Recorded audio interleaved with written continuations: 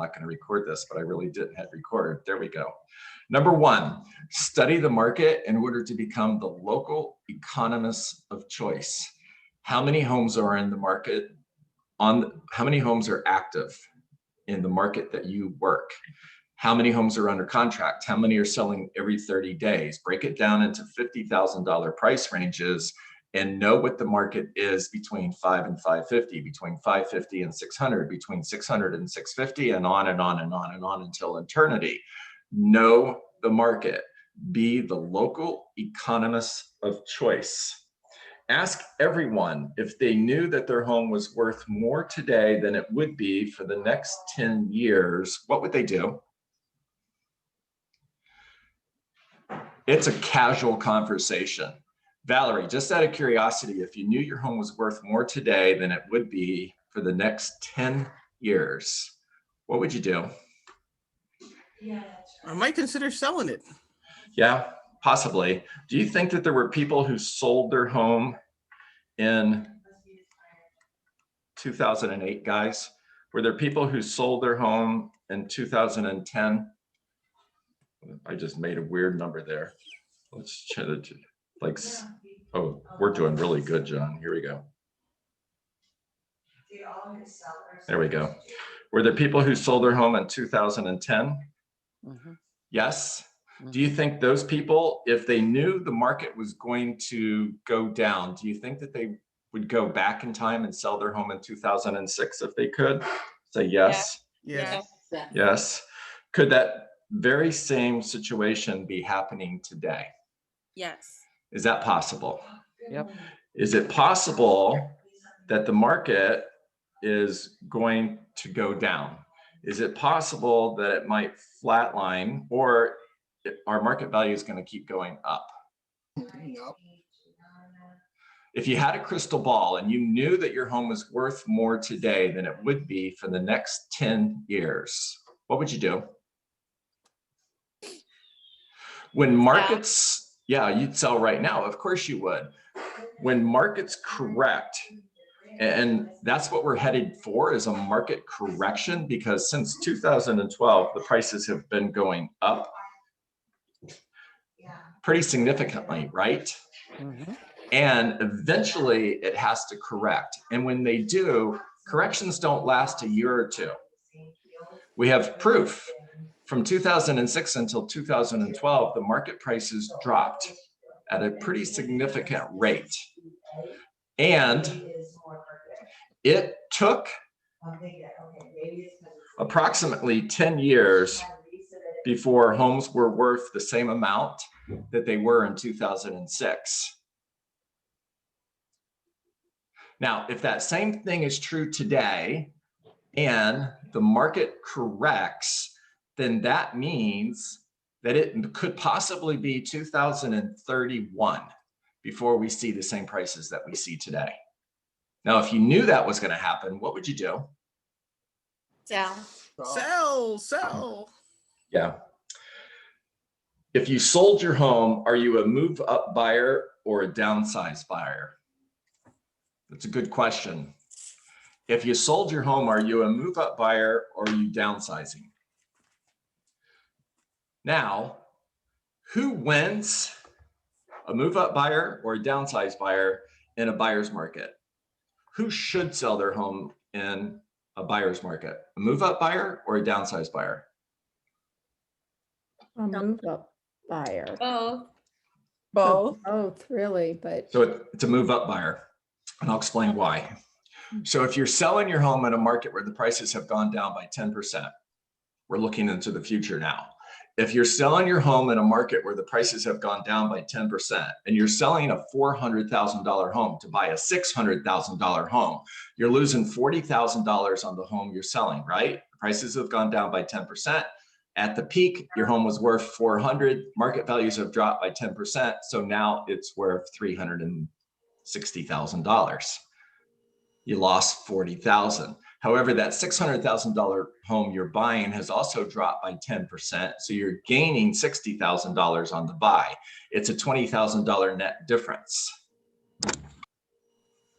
You guys get that? Yeah. Okay, now if you're a downsized buyer, you want to sell your home now. Yeah. You're going to sell a $600,000 home in order to buy a $300,000 condo or a $400,000 condo. If prices continue to go up, you're cashing out now on the sale, you're buying a less expensive home, it's going to have less of an impact if prices continue to go up. But you're better off selling now than you are waiting. The other thing that I would do in order to find more seller listings is three-step circle prospect. I'm going to get rid of this screen because we don't need it anymore. Hold on a second. Stop. Cool. Three-step circle prospect. Walk the neighborhood where your office sold a property recently. Put a door hanger on the door. The message is a home in your neighborhood recently sold. There's still buyers looking for great homes like yours. Who do you know that's thinking of selling?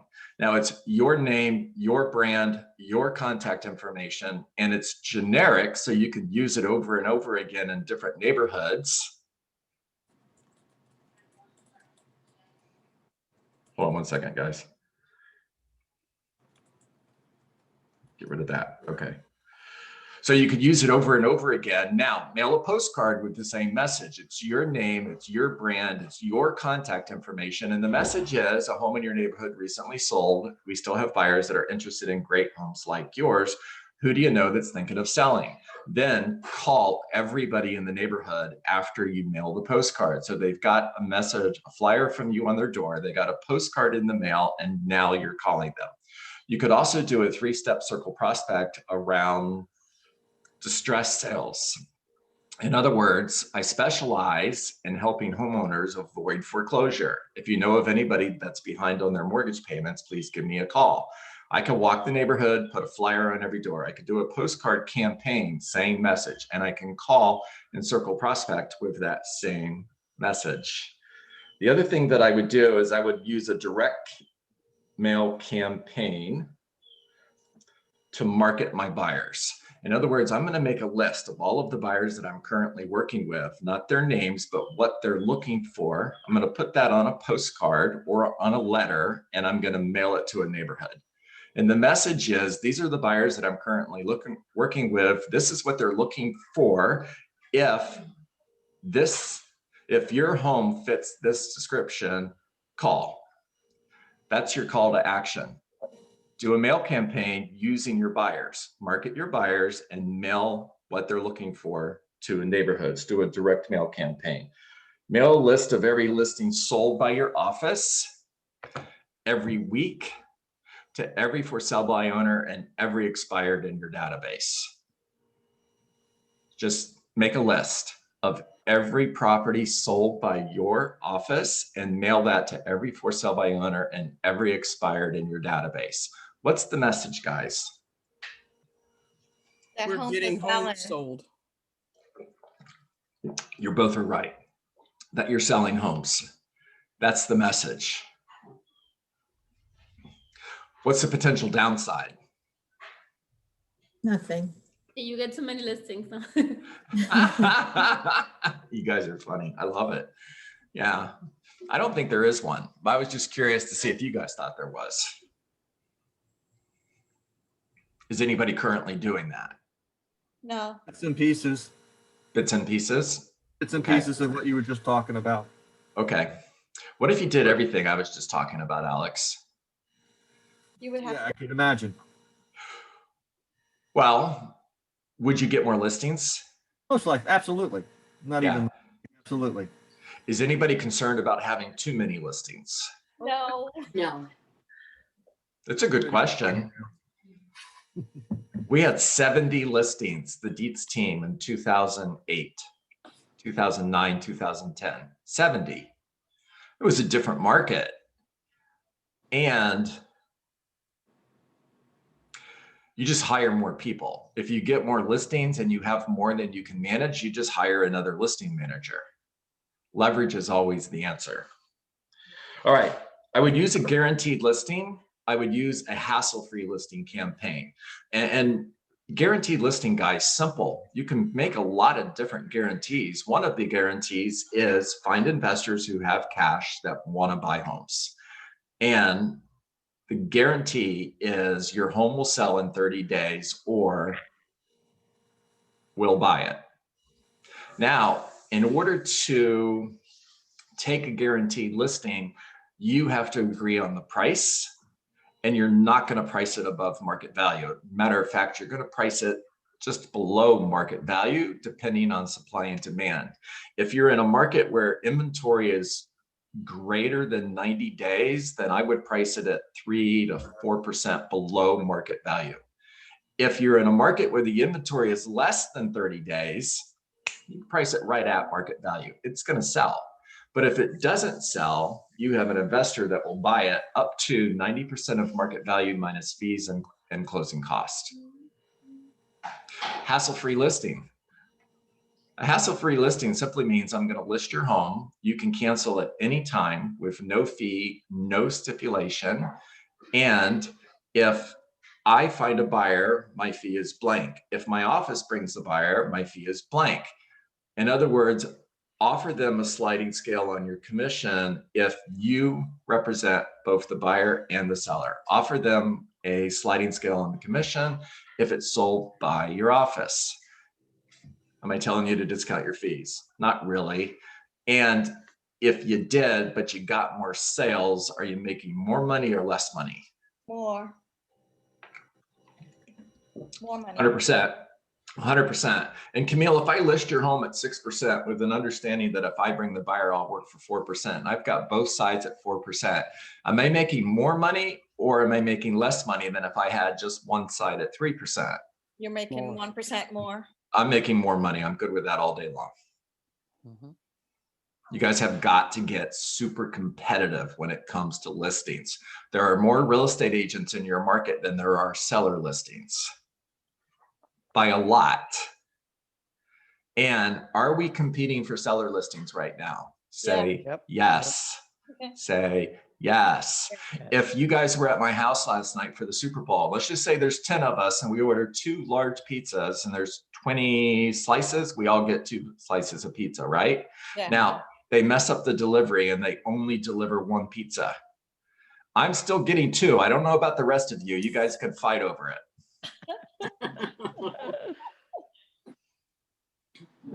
That's got to be your mindset in this market. Gary Keller would tell you, go get your unfair share. You hear real estate agents say, I'm going to get my fair share of listings. What's that? Go get your unfair share. All right, talk to me. Questions, ahas.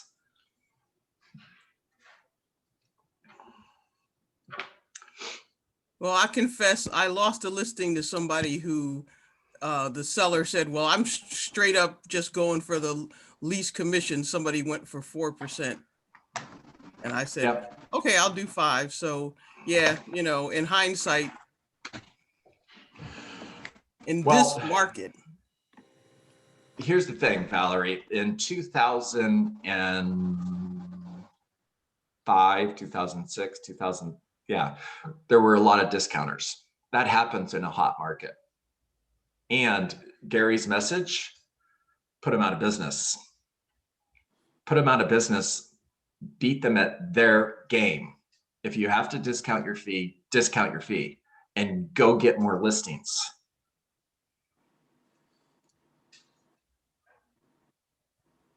Is the market going to change? Yes, it will. And your message has to match the market that you're in. Well, guys, you're in a hot seller's market. Your message has to match that.